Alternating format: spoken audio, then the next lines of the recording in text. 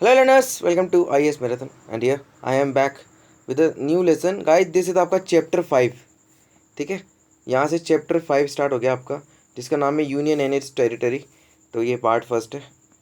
अब मैंने आपसे कहा था लास्ट सेशन में कि हम जो है कॉन्स्टिट्यूशन ऑफ इंडिया जो ओरिजिनल है ministry of law and justice की वेबसाइट पे, तो यस बिल्कुल देखेंगे। लेकिन पहले ही थोड़ा सा डिस्क्लेमर ये है कि वर्ड टू वर्ड नहीं चलेंगे, बस जो आर्टिकल्स के अंदर डेफिनेशन है हमको उसका टेक्स्ट पढ़ना है। ओरिजिनल कॉन्स्टिट्यूशन में हमारा मेन सोर्स अभी भी लक्ष्मीकांत ही है और लक्ष्मीकांत ही रहेगा। एग्ज़ाम निकालना है यूपीएससी, ना कि हमको कोई लॉ करना है। ठीक है, इसलिए हम जो टिपिकल लैंग्वेज है कॉन्स्टिट्यूशन में, ठीक है, बहुत सारी जगहों पर, तो इतना डीप में नहीं जाना है अपन को। जितना एग्ज़ाम में आएगा डेफिनेटली उससे तो थोड़ा ज़्यादा ही करेंगे हम। ठीक है, तो यूनियन एंड इट्स टेरिटरी, तो ये आर्टिकल है आपका आर्टिकल 1 से लेकर 4 तक।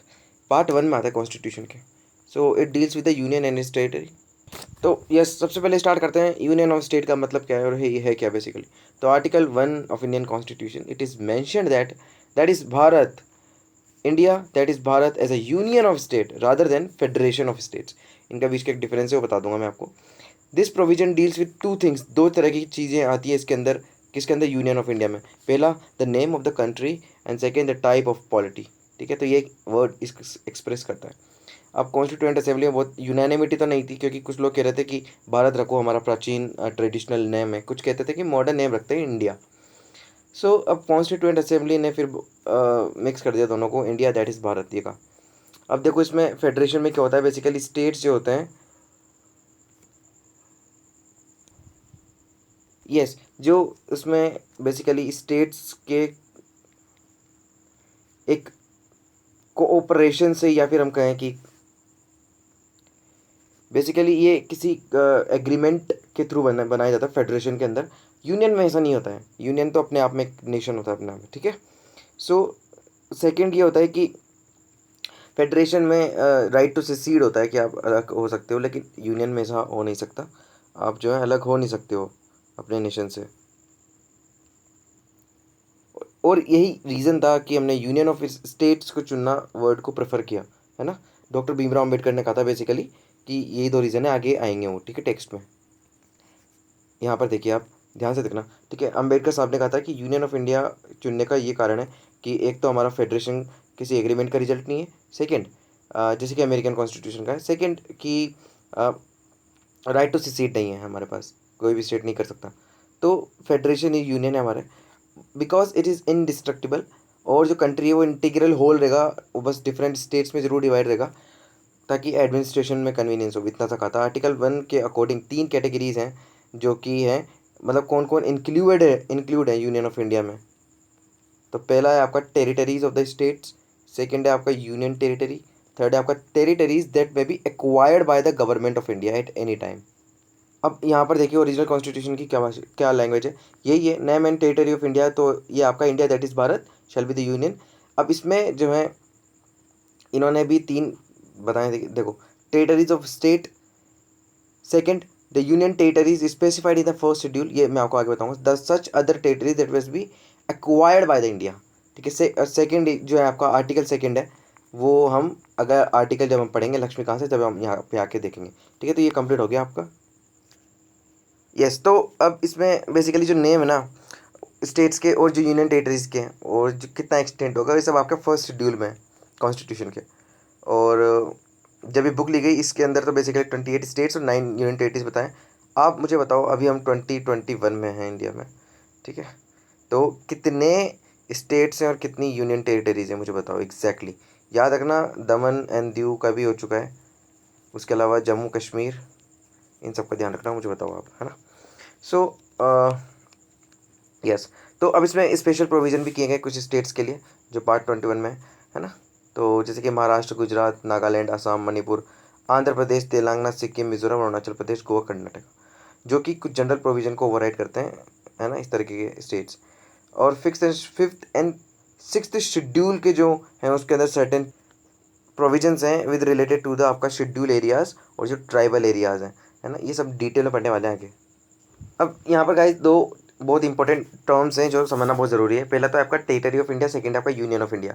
तो अब इसमें जो टेरिटरी ऑफ इंडिया वर्ड है वो ज़्यादा वाइडर एक्सप्रेशन को शो करता है। क्यों? क्योंकि जो हमारा यूनियन ऑफ इंडिया इसमें सिर्फ और सिर्फ स्टेट्स हैं, बल्कि टेरिटरी ऑफ इंडिया में आपके स्टेट्स तो वहीं से, उसके अलावा यूनियन टेरिटरीज भी हैं, और जो आपका टेरिटरीज गवर्नमेंट ऑफ इंडिया ने एक्वायर किया है वो भी आएगी इसके अंदर, ठीक है।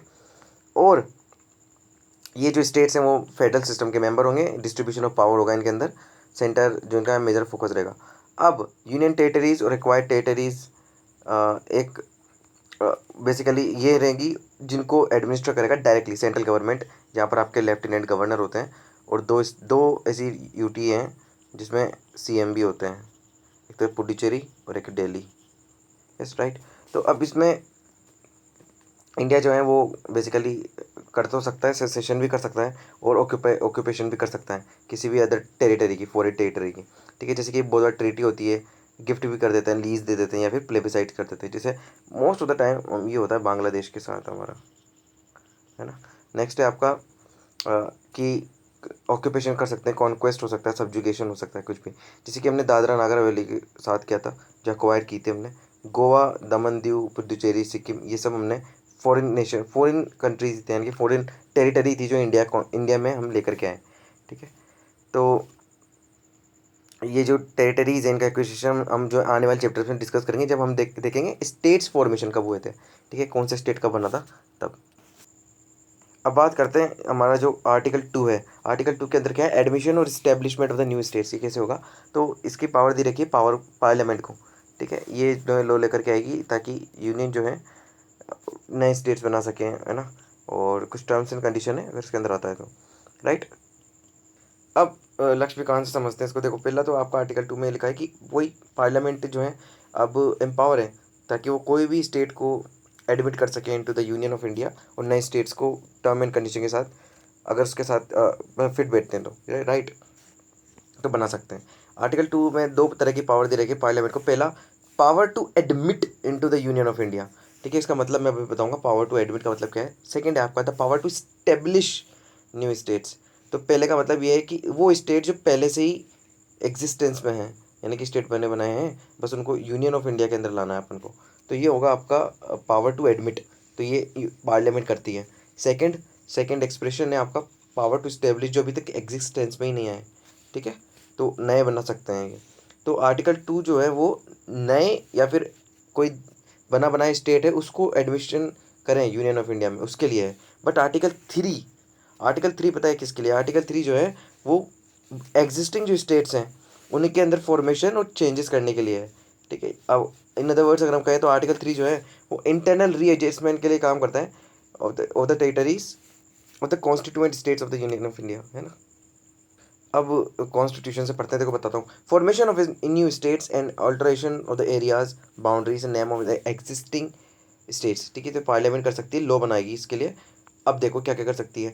एक नया स्टेट बना सकती है by separation of a territory from any state, by uniting two or more states, or part of state by uniting any territory or part of any state, यानी किसी भी स्टेट्स का निकाल करके किसी में ऐड भी कर सकती है, यानी कि उसका टेरिटोरियल एरिया जो है बढ़ा भी सकती है।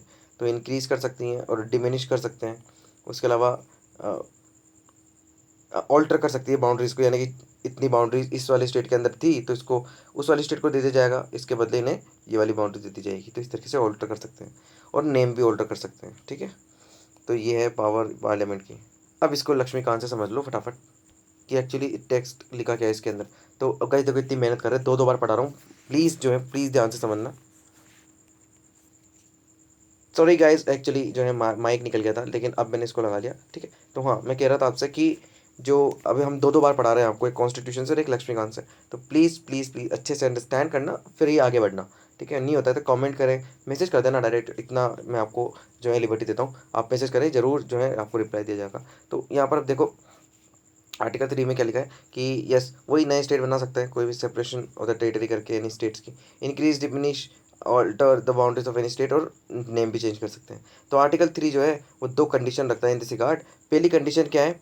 A bill contemplating the above changes can be introduce in parliament only with the prior recommendation of the president. President बोलेंगे तभी आएगा है, ठीक है, इनसे लेनी पड़ेगी pre permission. Second, before recommending the bill president has to refer the same to the state legislature.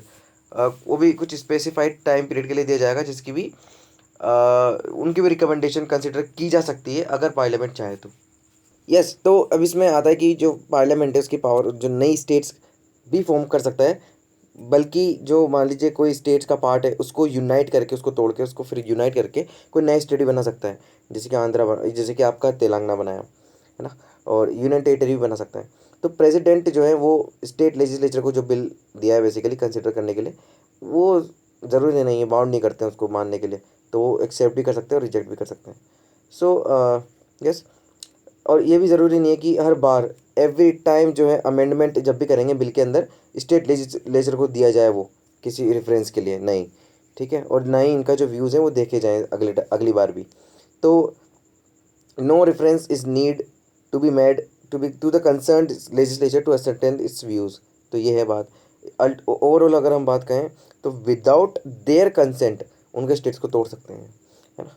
तो अब ये कहते हैं कि पार्लियामेंट जो है, अगर हम कहें इजी लैंग्वेज में, कि parliament can redraw the political map of India according to its will. इसलिए तो हम कहते हैं कि India is a indestructible union of the destructible states. ठीक है, India is a indestructible union of destructible state. तो यूनियन गवर्नमेंट जो है कर सकती है states, where is state government can not destroy the union, but USA में ऐसा नहीं होता, क्योंकि वहाँ पर जो होता है वो उनकी जो टेरिटोरियल इंटीग्रिटी है ना, उसको कॉन्स्टिट्यूशनली प्रोटेक्ट किया गया है, गारंटी दी गई है। इंडिया में ऐसा नहीं है। ठीक है, स्टेट्स की कोई टेरिटोरियल इंटीग्रिटी नहीं है इंडिया में, ये बात याद रखना, लेकिन यूएसए में है।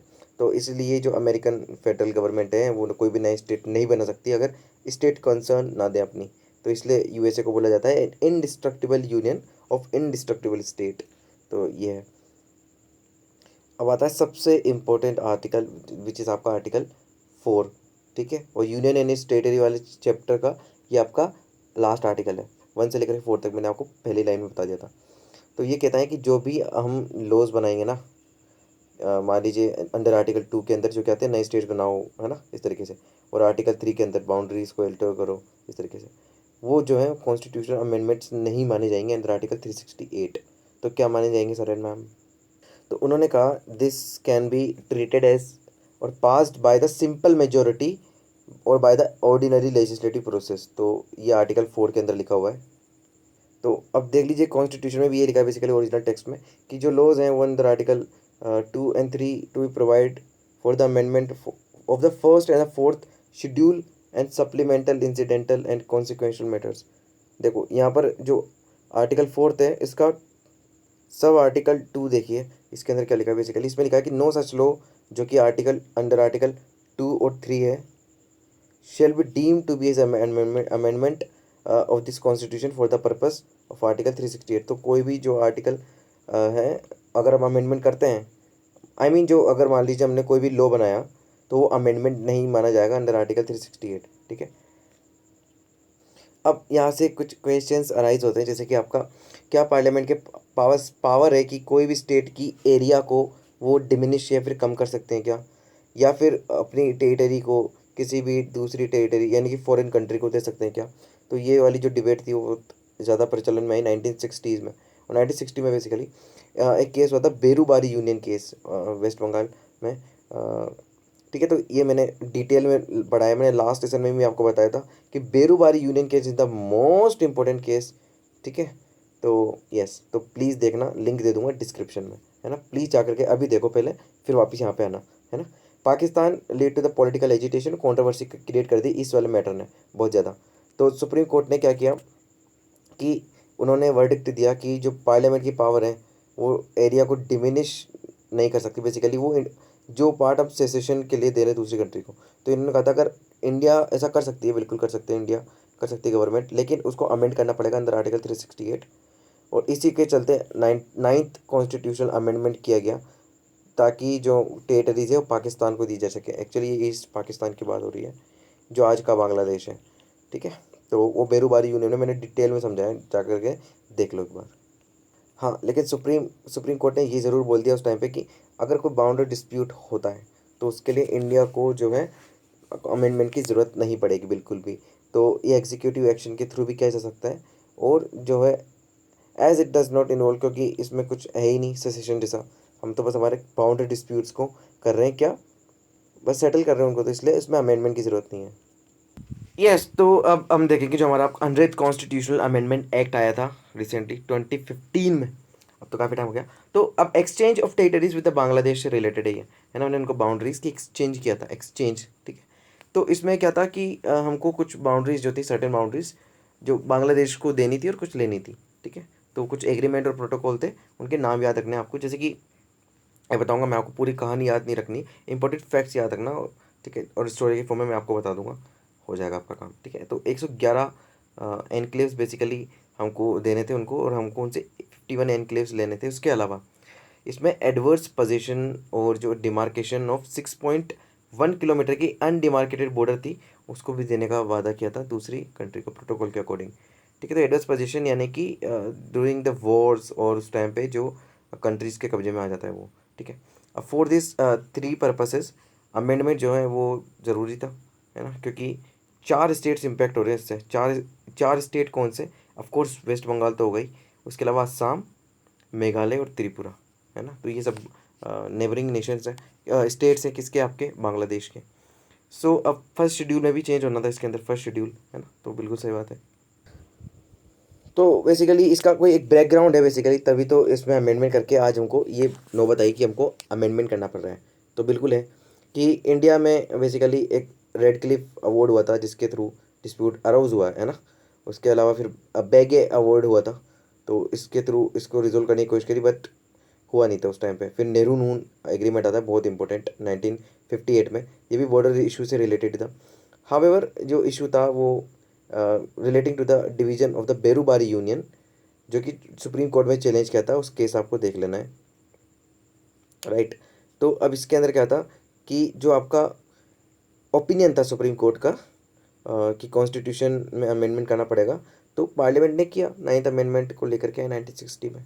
और इसके बाद बहुत लिटिगेशन की गई और बहुत सारे पॉलिटिकल डेवलपमेंट भी की गई इसके अंदर।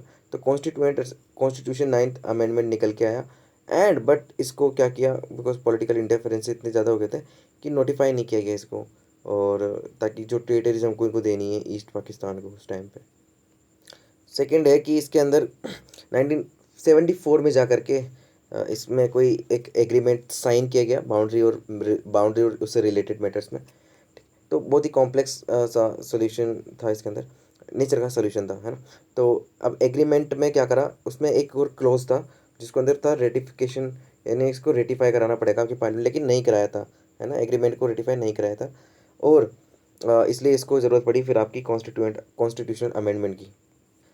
इसके अलावा आपको ज़रूरत थी कि एक प्रिसाइज एरिया ऑन द, मतलब आइडेंटिफाई करें कि किस ग्राउंड में हम जो है ये ट्रांसफ़र कर रहे हैं उसको, है ना।